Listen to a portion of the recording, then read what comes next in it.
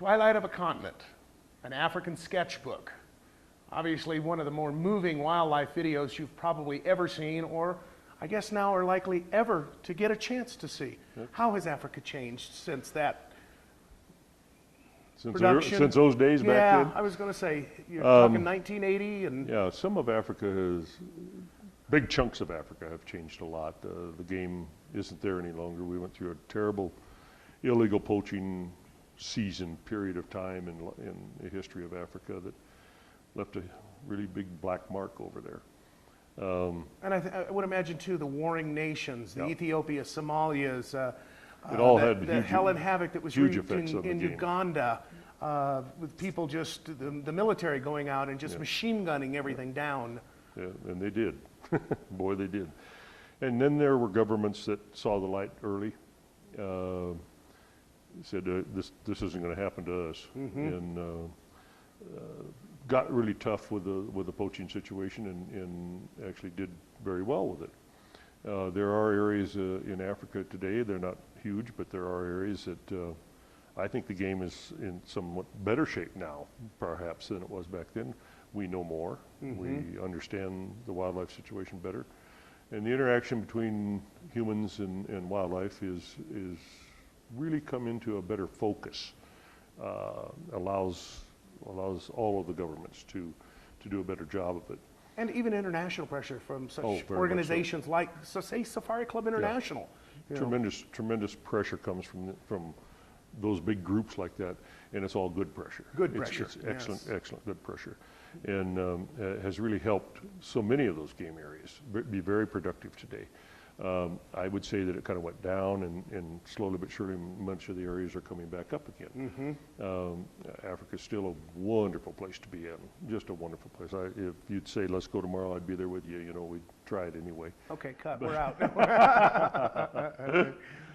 But over your career, and you've been painting for how many years? No, actually... You started as a young man. I started painting very early in life at about age 19, or 18, 19, right in there, which gets me up into the 40-some years of painting.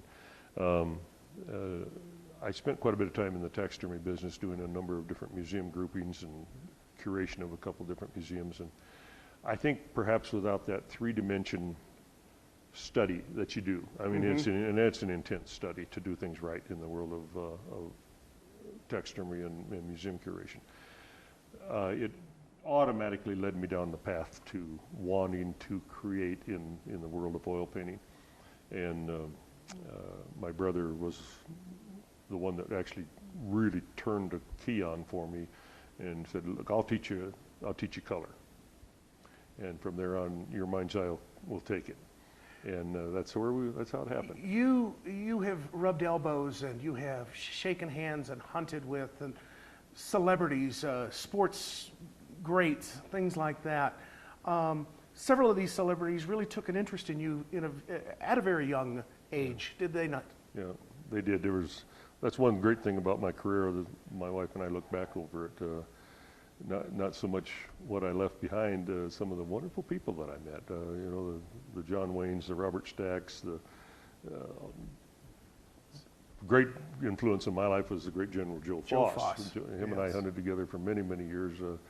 Astronaut Wally Sherrard, Gene Cernan, we all kind of got together. Roy Rogers was in that group, and Jimmy Doolittle was there. Oh, we just had some wonderful times together, and there was just a commonality among all those great men that it's wonderful to be in their presence, and it's amazing how much just their goodwill, their love for you and everything nurtures your career, nurtures who you are and what you're doing, and just keeps carrying you on to new plateaus. It's one of those things that the blessings that life give you. Yes. And so many of them, each of them touched my career in a beautiful way, and touched my life in a beautiful way. Well, and I would say that many of these people that are sitting here watching tonight on this film that you guys have produced in conjunction with Basil Bradbury, and of course narrated by Rick Jason, from the famous quite a guy old Rick was. Combat series, Lieutenant Hanley, would look at this and say, you're still lucky to be alive. I mean, if you were doing this 27 years ago, You know, you dodged the bullet with African elephants, lions, you know, I hate to sound like Judy Garland, lions and tigers and bears, oh my.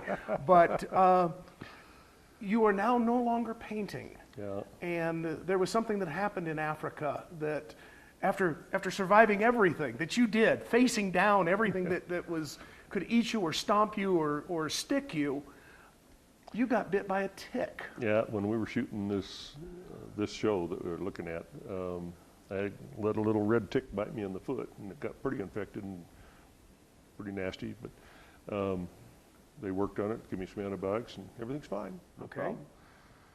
Well, 8 years later, things weren't so fine, and it kept mutating into a really bad disease that got to my bones and my muscles, and I can't. It finally just rendered to where I can't paint anymore. I can't get my arms up, and I can't hardly walk.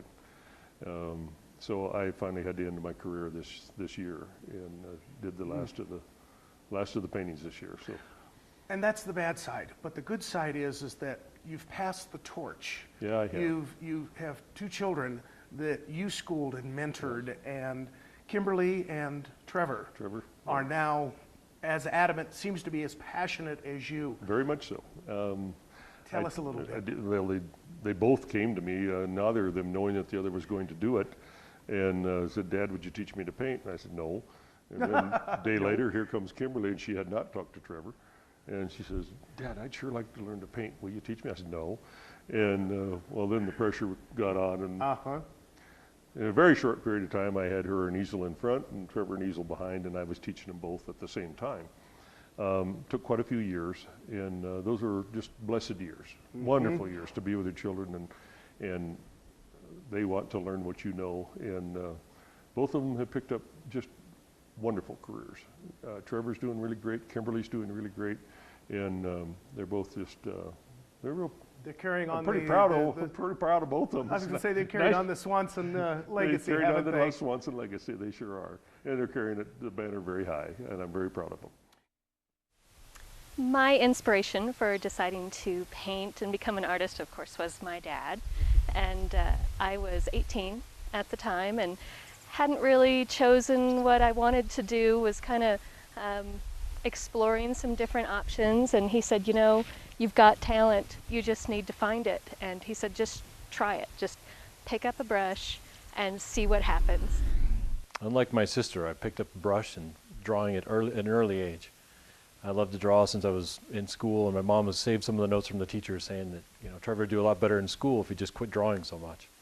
Most of my stuff was decorated with, you know, interesting creatures, and I graduated from monsters and spaceships after a couple of years, and finally moved off into dragons and that type of thing, but moved off into wildlife. I think Dad had always instilled in me a love of wildlife and the outdoors, and it just seemed a natural progression, instead of painting on his walls and making a mess in my room, to actually put it on canvas and see if I could actually do something with it. He was amazing, you know, it was really inspirational to watch him, and of course, having done it for years and years and years, seeing how easily it came to him, and of course it takes a long time to find your personality and your style and figure out what is good for you, and over the years of working with him and working on my own and finding out what fit and what you enjoy and what you can do, it was amazing.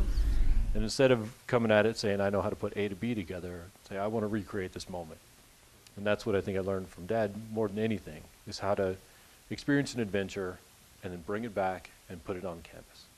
That excitement of, this is what I've seen. Look at this, isn't this cool? It's fun right now because I'm kind of teaching my children the art and sort of doing that full circle where my father taught me, and I'm getting to teach some things to my kids. And the art's always there. It's a great way to make a living, but it's a great way to make a life.